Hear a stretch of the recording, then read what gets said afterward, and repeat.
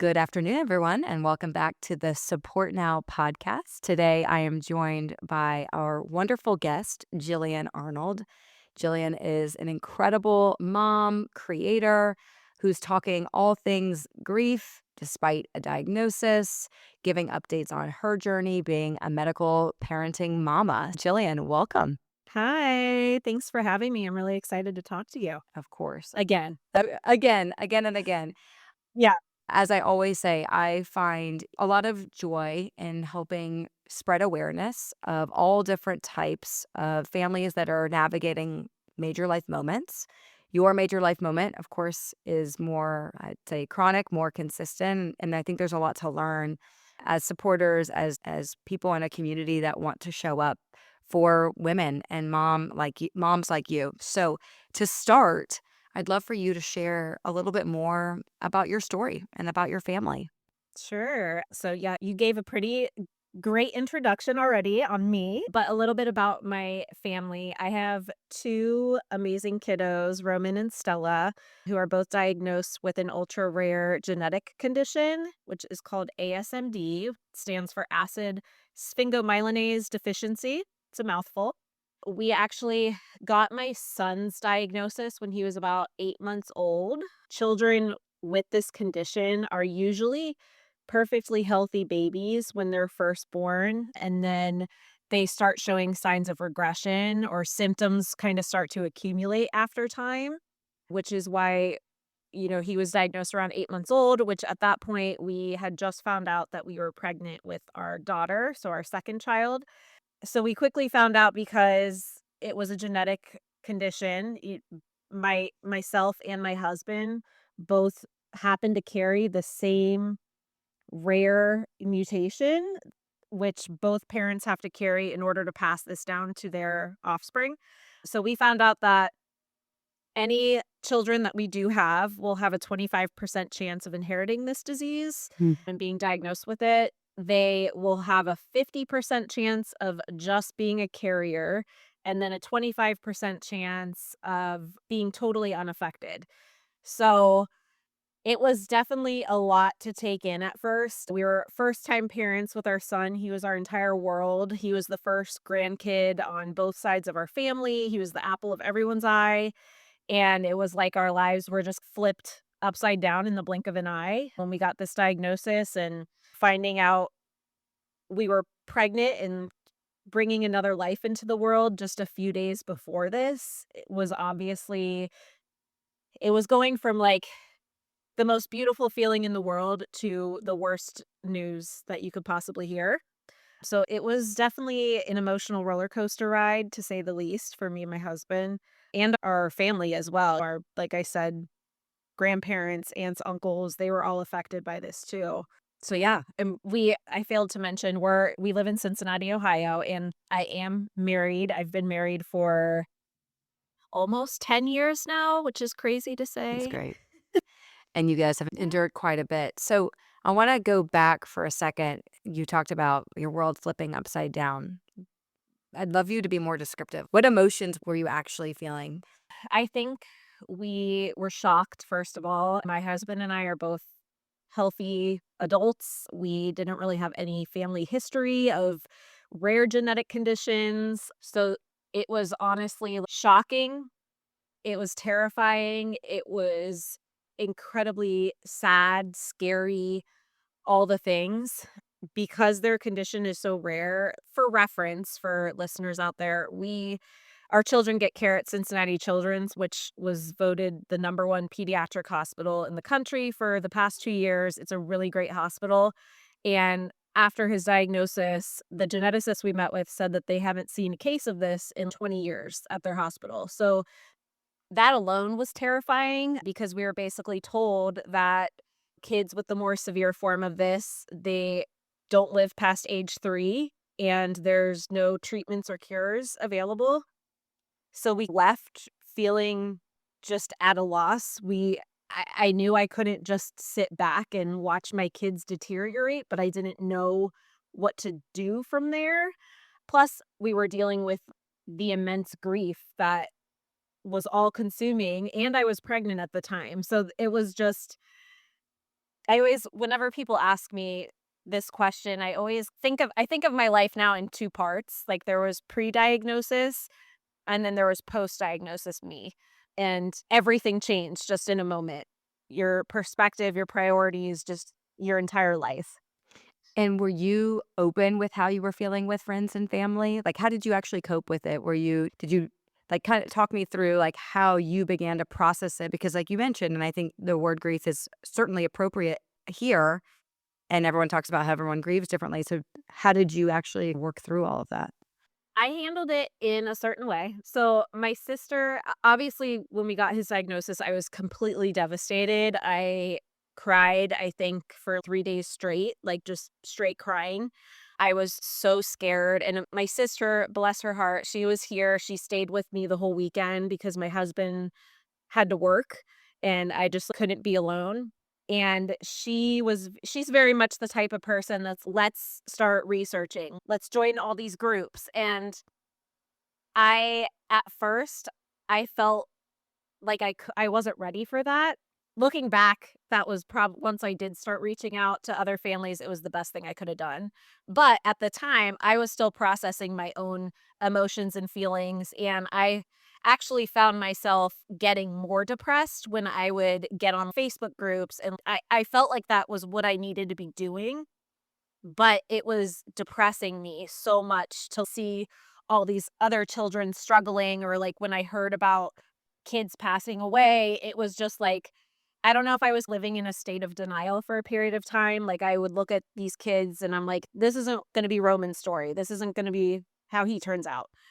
And it took me probably maybe a few months before I really started dipping my toe into the water of talking to other families. And I actually started by listening to podcasts geared towards parents of children with medical complexities.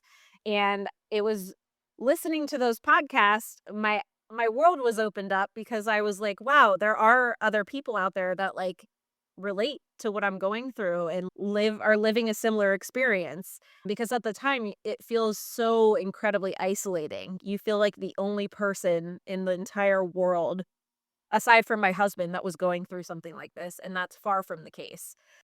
Once I started listening to podcasts, that kinda started connecting me with other people, and then I made my social media, and then I really started diving headfirst into connecting with other parents, and it was everything to me. Just the sheer thought of knowing that I wasn't alone was so comforting. So, it sounds again you took some time to process. You went at your own pace. Sometimes less is For sure. more. For you, it sounded like you weren't ready for the avalanche of information that comes within the social media internet age where you can get answers on anything. It's almost like you didn't want to know. Yeah. You were like deferring or putting that off. Yeah, it sounds like a little bit of denial, which is, I think, important to say out loud. Yeah. I'd imagine that there are people that feel guilty about denying what's right in front of them. Yeah, and at the time, like, I knew of other parents where their kids were diagnosed and they would just dive headfirst in researching, like, doing all the things, fundraising, and it made me feel a lot of guilt that I wasn't doing that and processing that way. I felt like I should have been doing so much more, but looking back, that's one piece of advice that I feel like would be so beneficial for others to hear in a similar circumstance is take things at your own pace. It is a grieving process, and I promise you'll get to the other side. You have to go at your own pace, and there's no right or wrong way to grieve. Yes, that's absolutely right. And I've learned in talking to families like yours that it is very natural for some people, they overfunction. Their gut, their knee jerk is to just dive into resources and almost not pretend that it's not happening, but you go so far in the other direction. And there's a lot of people like you that might actually underfunction, both very reasonable. Both are very understandable given the circumstances, but to your point, it's going to look different, so don't judge yourself against someone who might be having the opposite reaction. I think overfunctioners look at people like you and they say, "Why can't I just slow down and think about this? Why do I feel like I need to solve it?" Why do I need to solve the problem? I think that's a really important part. One of the questions I had for you is how did you, after you got the diagnosis, how did your relationship and emotions toward Roman feel? Oh, it was I remember the day we got his diagnosis. I distinctly remember me and my husband took the phone call outside because we saw it was the hospital calling. We knew that we were waiting on these results.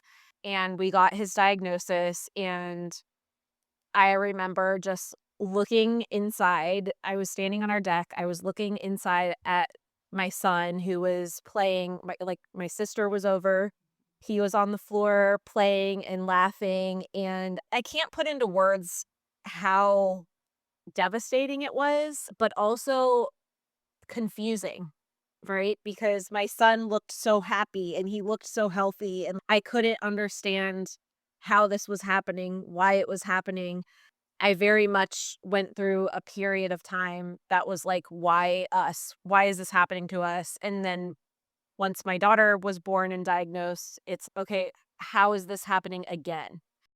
I guess the biggest thing I felt was just devastation and just immense fear of what his life would look like, and there were so many unknowns at that point, and that's a really hard space to live in, especially when it comes to your children's health, living in that constant state of unknown.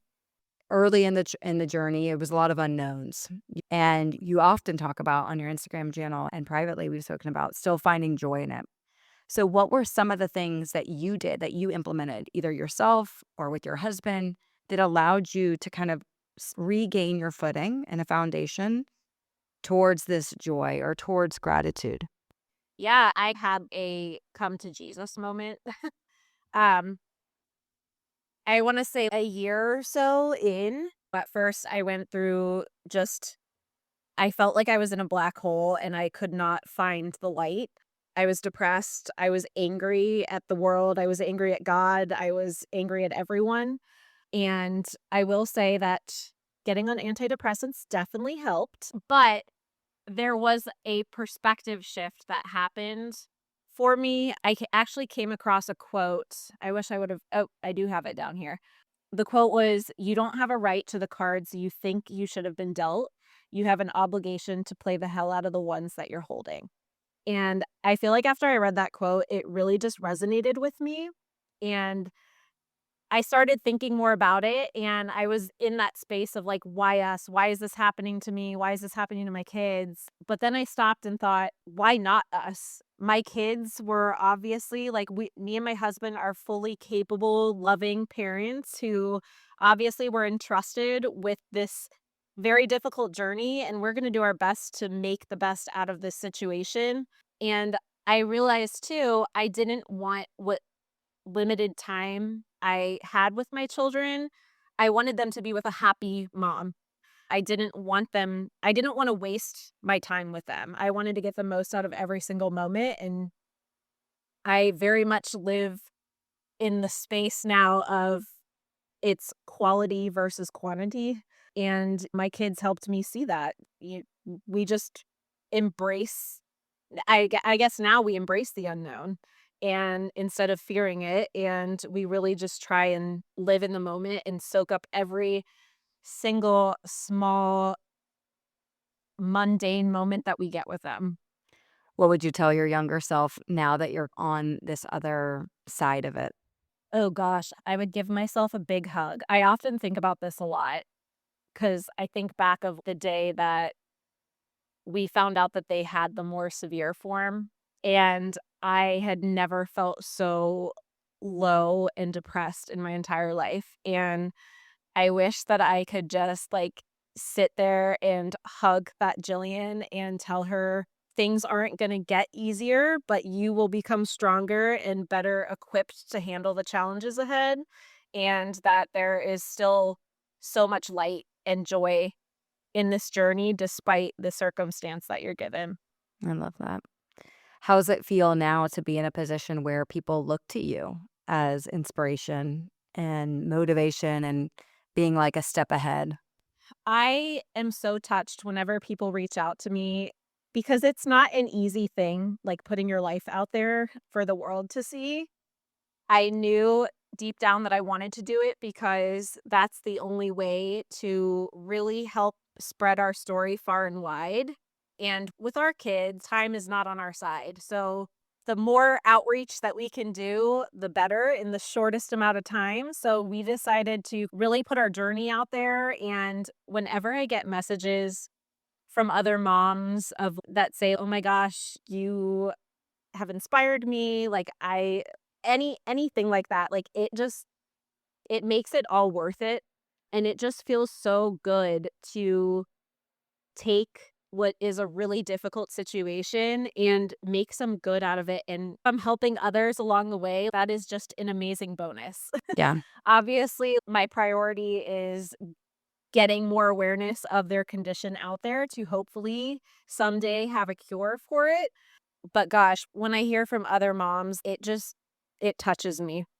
Jillian, what were some of the ways that people supported you that you found to be meaningful? My family, first and foremost, has been amazing throughout this journey.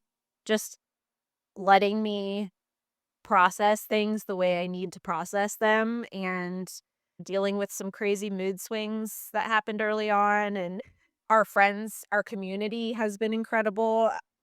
We started a fundraiser years ago for we've been raising money for the Wilder Nation Foundation, which was actually started by another dad of a child who passed away from ASMD.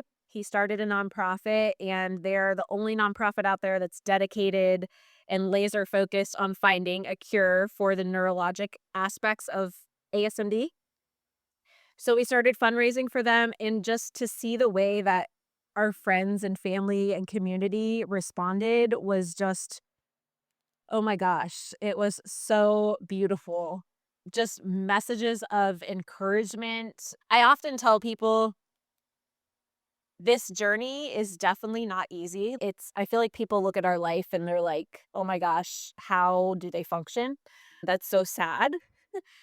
But we have been able, I feel blessed because we have been able to see so much kindness in humanity and in other people, complete strangers, that we probably wouldn't have seen otherwise. And I feel like that is such a gift. What are some of the ways that people show up for you today that makes you smile? Say we're impatient with our son. Somebody will help us cut our grass, like things that we can't get to. Just like those little things that actually mean so much and take one little thing off of our plate. Anytime friends or family or strangers help share our story, Yeah. that's huge to us because our goal is awareness. And No, I think that's important because, again, especially with your kiddos, it's because it's such a long journey. I think sometimes the longer journeys are harder because you need people to stay on and support you. And sometimes you lose sight of what exactly you can be doing.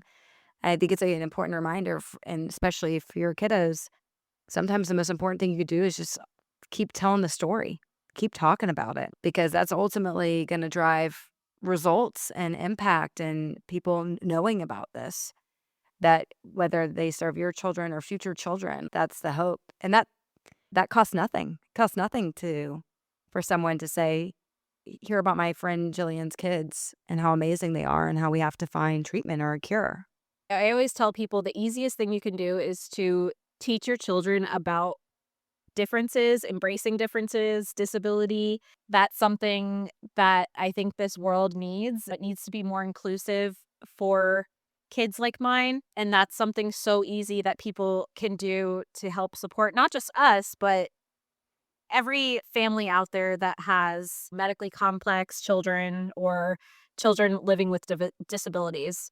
Yeah. So talk to me, and this is a good segue to talk a little bit more about resources.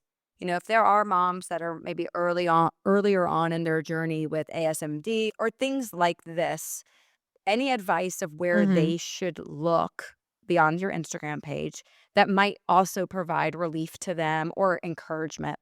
I'm immediately going to like the financial side of things because it is crazy overwhelming when you get thrown into this world of like medical complexities and the hospital bills start rolling in. One of the first things that we did that was a huge help was speaking with a financial advisor at our children's hospital.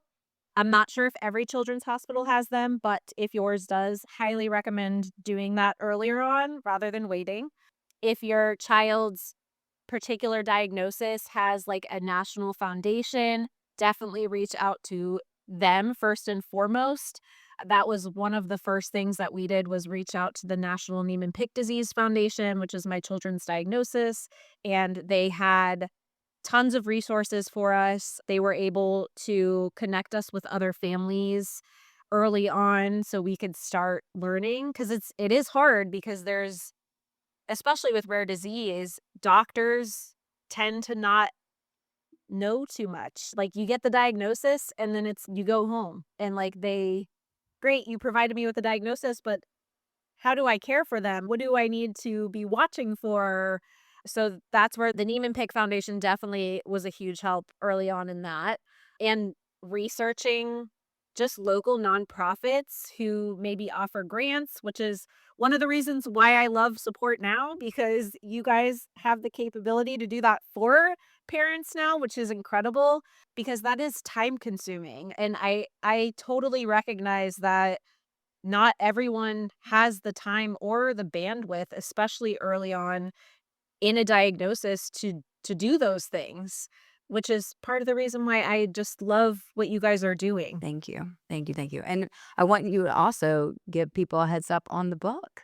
Yes, of course. I actually just released my first children's book earlier this week. I have a copy here. It's called Soaring Together, and it is all about our specific journey that we've been on with our kids. It's aimed to show young children, teach them about disabilities and embracing differences and how our differences often lead to beautiful new perspectives, like my children have shown me, and that disability does not limit one's ability to have joy in their life. So it is available on Amazon right now, and then it will be available at other places in the upcoming weeks. I love it. Good for you. Good for you, Jillian. Yeah. I want to say thank you. There's two words that I wrote down after listening to you talk. I think of the word grace, both the grace that you gave Mhm. yourself and the grace that you show today. And I think of the word honest. I'm struck by how honest you are around how you truly felt at the Mhm. beginning and maybe even now, because I think that actually opens up the conversation to say it's okay to be disappointed. It's okay to not For sh immediately find the silver lining or to see the glass half full. Like, it's okay. And so, thank you Mhm. for your grace and your honesty today because those are the types of transparent conversations that I believe move us closer together. And in a world of Mhm. Instagram where we like to show the best of the best, what Mhm. really connects us is when we're just being brutally honest with one another.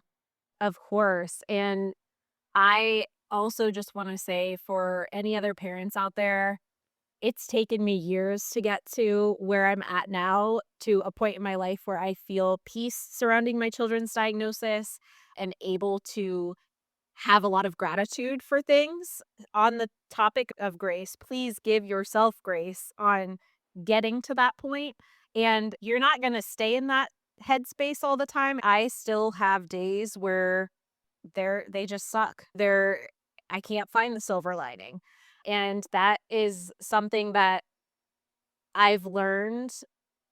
I feel like through this journey, I've learned to better handle that. I guess when I'm going through stages where I do feel grief or moments of grief, I'm able to recognize it, sit with it, feel those emotions, don't bottle them up, sit with them for a while, and then I'm able to pack them away now until they need to come out again because this is something that I will unfortunately have to deal with for the rest of my life. Like, the grief is never going to go away, but you do get better equipped to deal with it. Yeah. Yeah. Thank you, Yeah. Jillian. I so appreciate your time, your perspective, and again, just the vulnerability. And it's so important.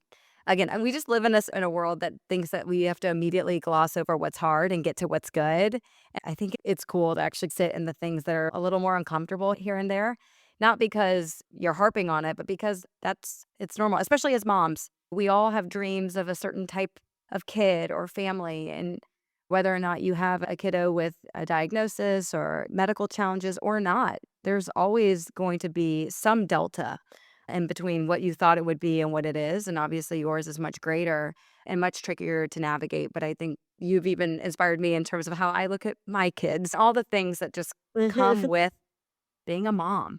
Thank you so much. I will absolutely be linking your Instagram, the website, the book. So if people know are either experiencing what you're going through or know someone and want to be in a better position to empathize and show compassion and really educate their own kiddos on how best to be a champion and an evangelist for your community, that they can do. So thank you, Jillian. Thank you so much. It's been such a pleasure.